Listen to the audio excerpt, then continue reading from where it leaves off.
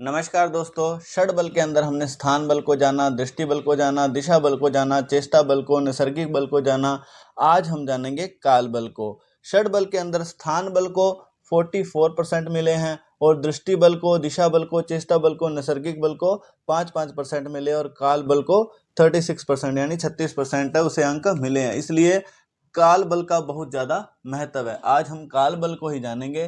तो काल बल 9 प्रकार के होते हैं। नतोन्नत बल, दूसरा पक्ष बल, तीसरा त्रिभाग बल, चौथा आयन बल, पांचवा युद्ध बल, छठवां वर्ष बल, सातवां मास बल, आठवां वार बल और नौवां होरा बल। ये 9 प्रकार के काल बल होते हैं। सबसे पहले चलते हैं नतोन्नत बल के अंदर। नतोन्नत बल का मतलब क्या होता है? घटने बढ़ने वाला बल। जो दोपहर के अंदर जो होते हैं सूर्य, गुरु और शुक्र, ये काल बल इसको मिलता है। ये बलवान माने जाते हैं दोपहर को। अगर दोपहर से हम शाम की ओर चलें तो भी इनका बल घटने लगता है। अगर दोपहर से हम सुबह की ओर चलें तो भी इनका बल घटने लगता है। अगर दोपहर में हो तो इनको 60 का बल मिल जाता है। और रात्रि के अंदर चंद्र, मंगल और शनि है। वैसे ही ये नीचे जाएं तो कम होते हैं, आगे जाएं तो भी ये कम होते हैं। अगर रात्रि में हो तो ये मजबूत माने जाते हैं, इनको 60 का बल मिल जाता है। और जो बुध ग्रह जो होता है वो दोपहर में हो चाहे रात्रि में हो, उनको 60 का बल मिलता ही मिलता है। दोनों में वो मजबूत माना जाता है, बलवान माना जाता है। दूसरा है पक्ष बल। पक्ष 2 प्रकार के होते हैं, शुक्ल पक्ष और कृष्ण पक्ष। शुक्ल पक्ष के अंदर चंद्र, बुध, गुरु और शुक्र को 60 का बल मिलता है। कृष्ण पक्ष में सूर्य, मंगल और शनि को 60 का बल मिल जाता है। उसके बाद आता है त्रिभाग बल। त्रिभाग का मतलब 3 भाग, यानी इसमें दिन के भी 3 भाग किए जाते हैं और रात्रि के भी 3 भाग किए जाते हैं। और दिन के 3 भाग यानी 6 से लेकर के 10 बजे तक बुध ग्रह मजबूत होता है और 10 से 2 बजे तक सूर्य मजबूत माना जाता है और 2 से 6 बजे तक शनि ग्रह को बलवान माना जाता है, उनको 60 का बल मिल जाता है। उसके बाद रात्रि में चंद्र है। चंद्र 6 से लेकर के 10 बजे तक मजबूत माना जाता है और 10 से 2 बजे तक शुक्र और 2 से 6 बजे तक मंगल को 60 का बल मिल जाता है। और जो गुरु ग्रह है वो दिन में हो चाहे रात्रि में हो, वो बलवान ही माना जाता है त्रिभाग बल में, इसलिए उनको 60 का बल मिल जाता है। उसके बाद आता है आयन बल। आयन 2 प्रकार के होते हैं, उत्तरायण और दक्षिणायन। जब सूर्य 10वीं राशि से तीसरी राशि यानी मकर से लेकर के मिथुन राशि में हो तो वो उत्तरायण होता है और कर्क से लेकर के धनु में हो तो वह दक्षिणायन होता है। जब उत्तरायण होता है तो सूर्य, मंगल, बुध, गुरु और शुक्र को 60 मिलते हैं। जब दक्षिणायन होता है तो चंद्र, शनि को 60 का बल मिल जाता है। उसके बाद आता है युद्ध बल। युद्ध बल का मतलब होता है सेम अंश पे हो। ये 5 ग्रह मंगल, बुध, गुरु, शुक्र और शनि, चंद्र और सूर्य को इसमें युद्ध बल में शामिल नहीं किया गया, ये 5 ग्रह को शामिल किया गया है। अगर ये सेम अंश पे हो, जैसे मान लो आपकी कुंडली में कोई 3 ग्रह या 4 या 5 इनमें से कोई भी ग्रह, मान लो 3 ग्रह है, मंगल, बुध, गुरु, ये तीनों ग्रह एक ही भाव में बैठे हैं और तीनों का अंश सेम है, यानी 10-10 अंश के हैं, यानी मंगल भी 10 अंश का है, बुध भी 10 अंश का है, गुरु भी 10 अंश का है।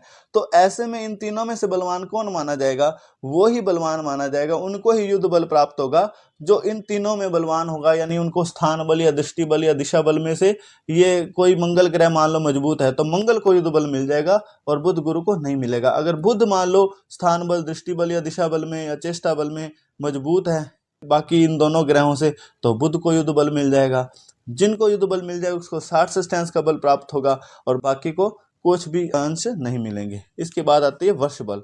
वर्ष बल आपको दूसरा लेना है, हिंदू पंचांग वाला लेना है। जैसे मान लो वर्ष 2023-24 नहीं लेना, इसमें सम्मत लेने हैं, ठीक है। सम्मत आपने देखना है, जैसे मान लो अब 2023 में 2080 सम्मत चल रहा है, 2080 सम्मत का पहला दिन कौन सा था, ठीक है। पहला दिन जैसे बुध था तो बुध को वर्ष बल मिला हुआ है, ठीक है। वैसे ही आपने अपना जन्म समय देखना है, कब का जन्म समय है, उस समय कौन सा सम्मत था, उस सम्मत का पहला दिन कौन था, पहला दिन को ही वर्ष बल मिलता है। अगर पहला दिन मान लो बुध होगा तो बुध को वर्ष बल मिल जाएगा, यानी पहला दिन देखना होता है। उसके बाद मास बल। मास बल में जनवरी फरवरी वाला मास नहीं लेना, वैसे ही चैत्र वैशाख वाला मास लेना है। जैसे मान लो वैशाख का पहला दिन आपका गुरुवार था तो गुरु को मास बल मिल जाएगा, यानी पहला दिन लेना है मास का, ठीक है। ये हो गया। उसके बाद वार का भी, जैसे आपका वार कौन सा है, मान लो आपका शनिवार में जन्म हुआ तो शनि को वार बल मिल जाएगा। उसके बाद होरा बल। होरा बल कैसे देखना होता है? एक दिन में 24 घंटे होते हैं, 24 ही होरा होती है, ठीक, 24 होरा होती है।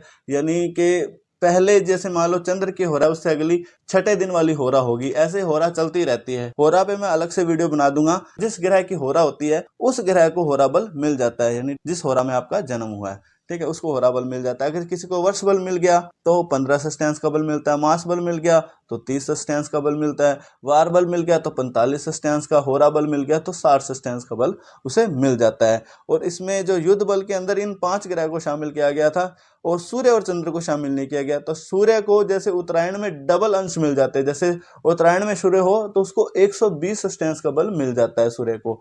और उसके बाद चंद्र को भी इसमें शामिल नहीं किया गया, तो चंद्र को शुक्ल पक्ष के अंदर डबल सस्टेंस का बल मिल जाता है, यानी 120 सस्टेंस का बल मिल जाता है अगर चंद्र शुक्ल पक्ष का हो। तो मुझे उम्मीद है आपको ये सारा चैप्टर समझ लग गया होगा। तो आज के लिए बस इतना ही, तब तक के लिए जय श्री राम जी।